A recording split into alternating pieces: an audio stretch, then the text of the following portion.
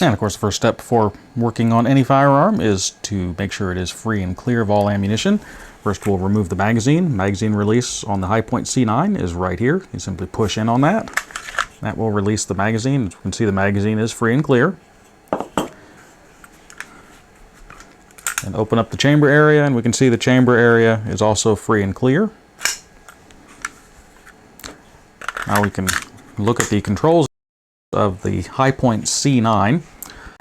This is the magazine release, as already indicated. It is a single action striker fired pistol. The striker is in the slide. This is the safety. Down would be fire. You've got the red dot there. If you lift up, that would put it on safe. It also locks the slide from being able to move. You can also manually lock the slide open by pulling the slide back and engaging the safety in that notch. The first step for disassembly would be to pull the slide all the way to the rear. The manual actually says to go ahead and release the magazine first, so we'll go ahead and do that. That's more for a safety, and then of course to check to make sure it is free and clear. But we'll go ahead and remove the magazine. You'll go ahead and pull the slide all the way to the rear and then lock the slide open, engaging that notch as we just showed a moment ago. So pull the slide back, put the safety in place that will hold the slide. The rear notch here is now aligned with the disassembly pin right there. Now this pin goes through the frame and engages a post on the inside of the slide, which holds it all together. So you would need to drive that out, and it recommends using a 1/8 inch punch. It's still a roll pin that's in there. So we'll go ahead and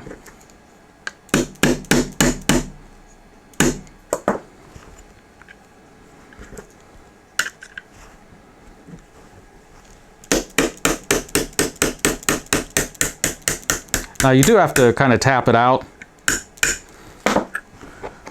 It's not that difficult. As I said, it is a polymer rear.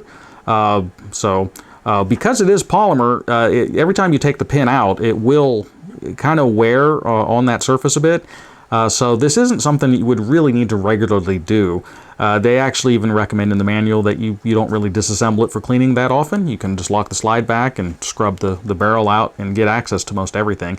These are pretty simple little firearms, and they'll operate even under fairly severe conditions. So, but anyway, here's the little pin. Let's set that aside. You can now just remove the punch.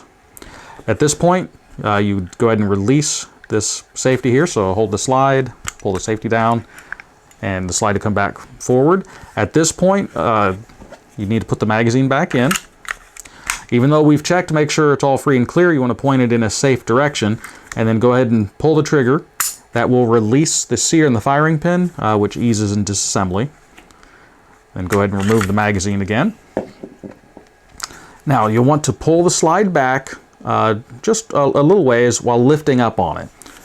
And you want to cover this section right here. This is the retainer for the striker, and that is under a little bit of spring pressure. So you want to kind of cover that up with a finger, and then pull the slide back slightly while lifting, and then the pin right there will disengage from the recess in the frame. Then you can slide the frame off, or slide the slide off the frame, however you want to put that. We'll take a look at the frame first. This is our recoil spring. It also has a little guide rod or post right there to help guide the spring a little. And this is our slide lock. The magazine, when it's empty, the little tab right here will push up on this section on the inside, right there. See if you can see that. And when that lifts up, it basically just lifts up that piece right here, and that's what would lock the slide back. This is our safety right here. This is our sear. And when you engage the safety, there's a little notch right there that currently, when it's in the fire position, that allows the sear to go down. When you put it in safe, it moves that notch over, and now the sear is right against that little like wheel assembly right there, and that prevents the slide from being able to go down. So it's a very secure safety. Now, some other safeties that they've built into the design, other than the manual safety, it has a couple of drop safeties. The first one is this little lever right there. It's kind of hard to see. It's the little silver thing, and it's hooked to a counterweight in the magazine. And a lot of times people will wonder, when you shake the high point, it makes that rattly sound, and that's this counterweight. And what that does is, if the pistol would be dropped this way, the counterweight will push down and it lifts that lever up and puts pressure against the sear, and it's to counterbalance any forces of impact, or gravity basically, that would then affect the sear. If that wasn't there, if this hit the ground hard enough, the sear could actually, just the inertia from the weight of the sear, when the frame has that sudden stop when it hits the solid ground, the sear could drop down a tiny bit, and that would essentially fire the gun. So that counterbalance weight, when it hits, puts upward force on it to counteract that from happening. Likewise, there's a little lever right here. It's kind of hard to see, but if you were to drop the pistol on the back side so that it would be down like this little lever will slide over, and it puts a little surface underneath the little sear arm on this side, which would prevent the sear from going back. So it has two different drop safeties. Now, the barrel itself is attached to the frame. We have the feed ramp here. At this point, you have access to clean everything, so you could wipe everything down, clean it out, brush it out. There is no further disassembly that should be done on this. These are fairly simple firearms. However, any changes to the geometry or anything with this will cause it to possibly malfunction or become unsafe to operate. So you wouldn't want to disassemble it any further. This is the disconnector right here. When the slide goes back, it would disconnect the trigger from the transfer bar right there. So when you pull the trigger, it moves the lever back, which then pushes down on this lever, which pulls the sear down. This disconnects those two pieces so that the trigger is disconnected from the transfer bar, and that would allow the sear to pop back up. Now, this also has a magazine safety, so the trigger cannot be pulled unless a magazine is in it. When you put the magazine in, it disengages that safety, and then when you pull the trigger, the sear will go down. And it just goes down just that little bit. That's all it takes to fire it.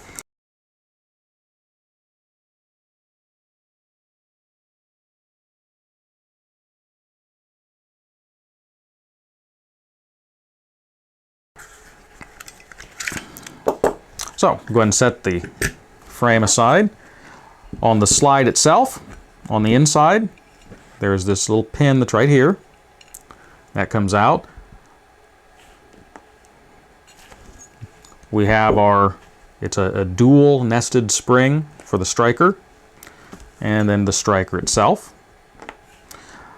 The striker firing pin would just go through. There's a little hole right there. When the sear releases, the striker flies forward, goes through that hole, fires the weapon. This is our extractor right there. It has a little claw that will grip the edge of the case. When the slide recoils and goes back, at the rearmost end of its travel, this striker serves double duty. It will then push forward and poke out quite a bit, actually, right here. See if you can see that as it goes back and forth. And that's what would then eject it out. It would basically push it out. The extractor would hold on to this edge here, and it would pop the cartridge out of the side. So at this point, you could clean off the striker and everything, wipe it all down. Like I said, the slide is made out of Zamic. It has some hardened steel components. This little structure right here and the chamber face itself is hardened steel. and that gives it its durability. These are +P rated, so they're very durable firearms. Like I said, then it's a heavy slide. It's blowback operated, so it's the weight of this slide that basically counteracts the firing forces. This being blowback operated, they're simple to operate, and like I said, it is +P rated. So reassembly, because at this point you can get access to everything to wipe it out and clean it out. First, you'd put your striker in, put in your springs, and like I said, they're just nested, so that goes back into place. Put in the locking pin here. Now this pin, the pin that goes through the frame, it goes through that hole there, which would then go through this hole here. This locks in to the slide right there, and that's what holds everything together. Then this also retains the striker on the inside. So we go ahead and put this into place. Put our recoil spring back in place. Now you basically just align the barrel through the opening in the front of the slide there. So just kind of put it through here. Oh, the spring should go against this little section right here. So get the barrel to go in the front. And then this will slide down. Then you align that assembly pin right there into the hole in the frame. Right there.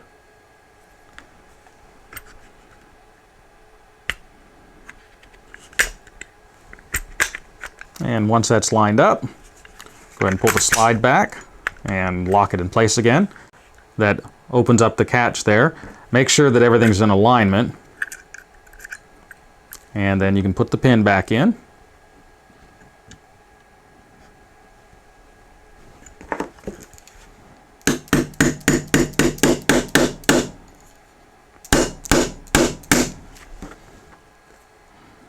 And tap it back into place.